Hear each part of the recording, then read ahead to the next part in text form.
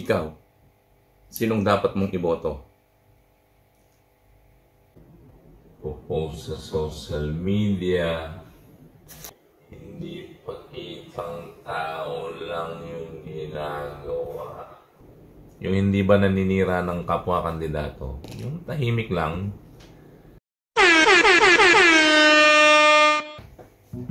Tay, o anak, mukhang lalim ng iniisip mo ah. Si Paring Pedring kasi nagtatanong, kasi nga malapit na yung local election. Naguguluhan daw siya kung sinong kandidato ang kanyang iboboto.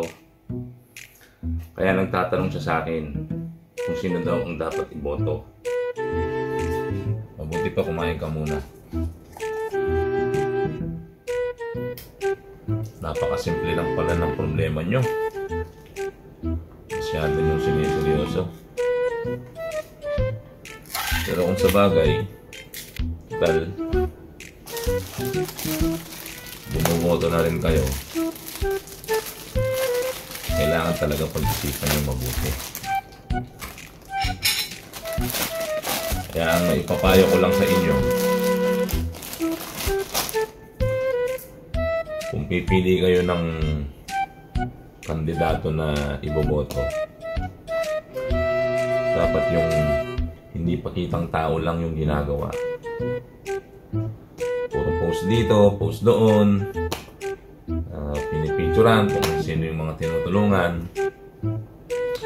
Tingnan nyo yung mga botante, kung ano yung mga magagandang sinasabi nila sa mga kandidato. Yung hindi ba naninira ng kapwa kandidato, yung tahimik lang, tapos nakikita mo yung ginagawa nila may progreso. Ganun yung dapat na iboto. Hindi yung pakitang tao lang na post sa social media kung ano yung magandang ginagawa. Yun yung kailangan nyo tingnan. Total, baguhan pa lang naman kayo sa pagboto. Kaya advice lang naman. Kayo pa rin naman ng pipili eh. Ikaw, sinong dapat mong iboto?